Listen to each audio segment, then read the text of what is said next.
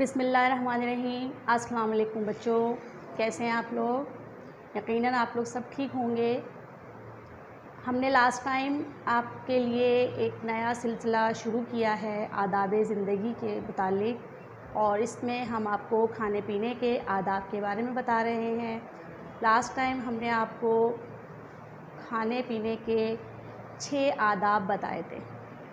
यकीनन सब बच्चों ने लिखे होंगे और समझ भी लिए होंगे, याद भी कर लिए होंगे, और मुझे उम्मीद है कि सब बच्चे इन पर अमल भी कर रहे होंगे। ठीक है, आज हम उसको आज मज़ीद कंटिन्यू करेंगे, और हमारा आज का जो टॉपिक भी यकीनन वही है, खाने पीने के आदाब। और आज हमारा जो नया नए आदाब हैं वो हम तरतीब वही रखेंगे। हमने लास्ट टाइम 6 आदाब बताए थे, आज हम इसको आगे कंटिन्यू करेंगे। आप भी उस तरह नंबर डालेंगे, तो आप आज का पहला नंबर क्या होगा? 7 होगा। ठीक है, तो 7 जो है वो नंबर है, रोटी से उंगली साफ़ ना करें। अक्सर लोग क्या करते हैं, खाना खाते हैं तो उनके हाथ जो होते हैं, उंगलियां होती हैं, वो सालन में ख़राब हो जाती हैं, तो वो लोग क्या करते हैं, रोटी से जो है वो अपनी उंगलियां साफ़ करते हैं। तो ये बहुत बुरी हरकत है। आप हरगिज़ ऐसा नहीं करेंगे, क्योंकि ये बहुत ही घिनौनी यानी बुरी हरकत है। ठीक है, तो लिखें आप पहला पॉइंट, रोटी से उंगली साफ़ ना करें,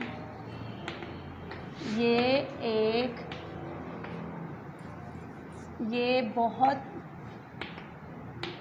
बुरी हरकत। ठीक है,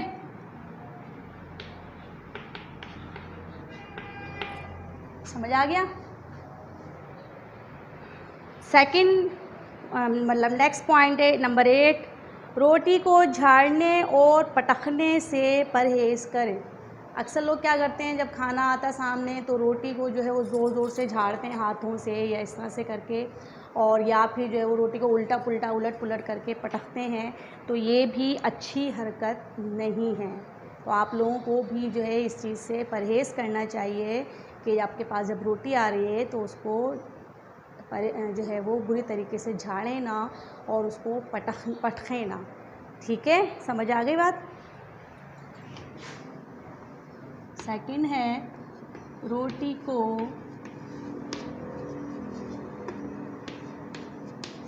झाड़ने और पटखने से परहेज़ करें या गुरेज करें। ठीक है, तीसरा पॉइंट हमारा, सॉरी मैंने नंबर गलत डाल दिए हैं अभी, हालांकि आपको बोला था कि आप उसी तरह से नंबर रखेंगे। तो ये हमारा नंबर 7, ये हमारा नंबर 8, और अब आएगा हमारा नंबर 9। ठीक है बच्चों, तो नेक्स्ट है, प्लेट में अपनी तरफ के किनारे से खाइए, ना बीच में हाथ डालिए और ना दूसरों की तरफ से खाइए।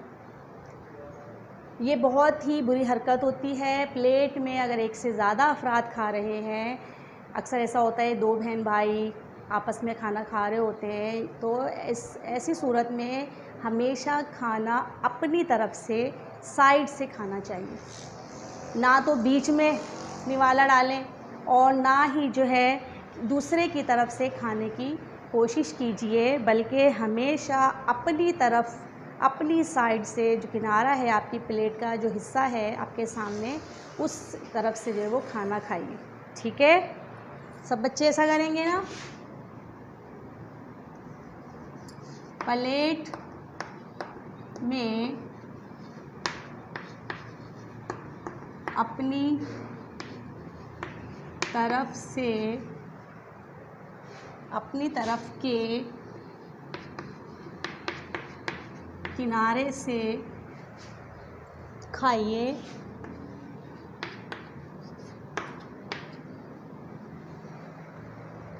ना बीच में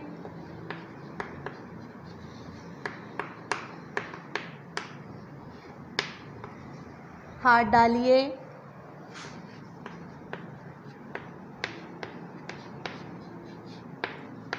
और ना दूसरों की तरफ से खाइए।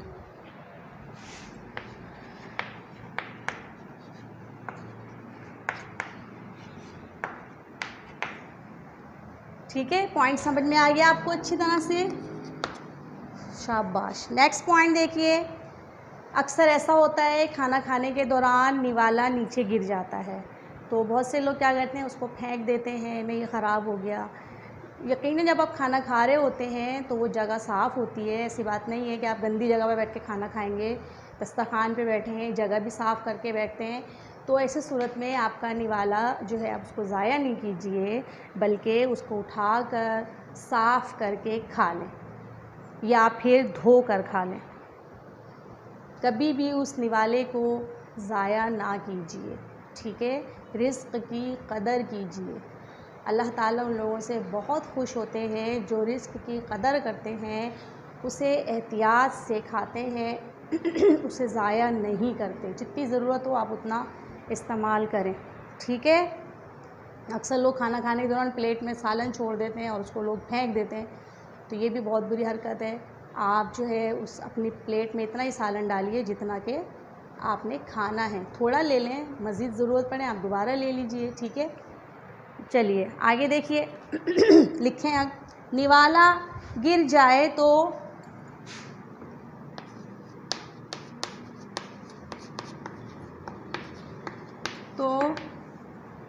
उठाकर साफ़ कर लें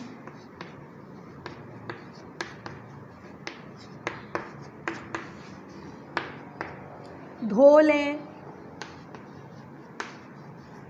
और खा लें। ठीक है, बात समझ में आ गई आपको अच्छी तरह से? नेक्स्ट, खाना मिलजुल कर खाइए। खाना मिलजुल कर खाइए। मिलजुल कर खाने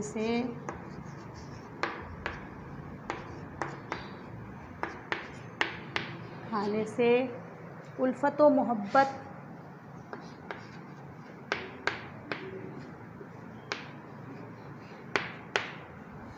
और बरकत पैदा होती है।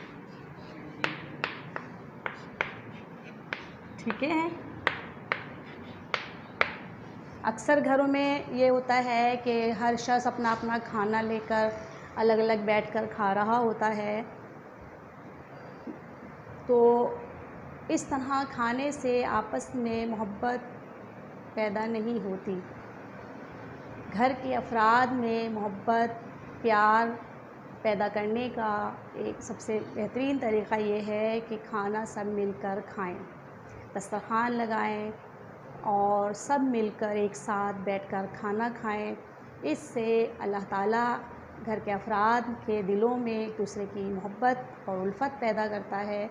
इसके साथ साथ खाने में बरकत भी होती है, अल्लाह ताला खुश होता है। सबसे बड़ी बात यह है कि अल्लाह ताला खुश होता है, ठीक है? इसके बाद नेक्स्ट पॉइंट, खाने में कभी ऐब मत निकालिए। ऐब का मतलब क्या होता है? बुराई। पसंद ना हो तो छोड़ दीजिए,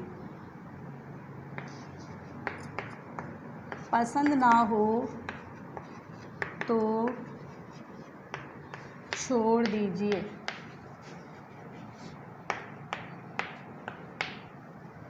ये बहुत अहम बात है कि खाने में कभी भी ऐब नहीं निकालना चाहिए, खाने की बुराई नहीं करनी चाहिए, क्योंकि अल्लाह ताला का दिया हुआ रिज़्क़ है, और अल्लाह ताला की कोई नेमत भी हमारे लिए बुरी नहीं हो सकती।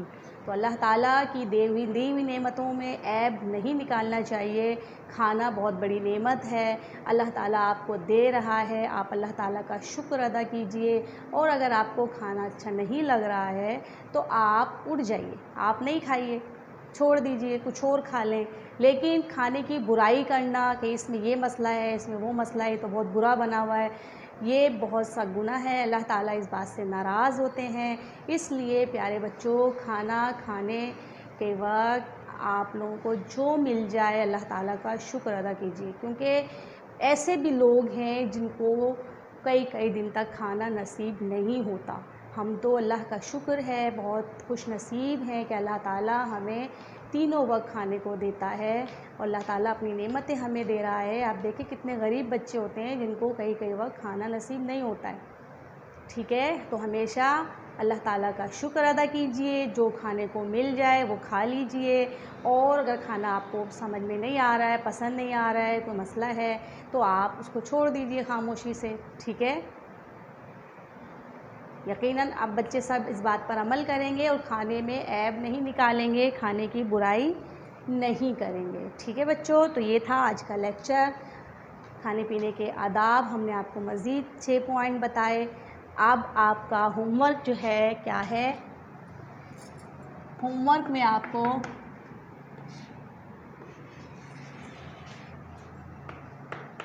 ये तमाम पॉइंट्स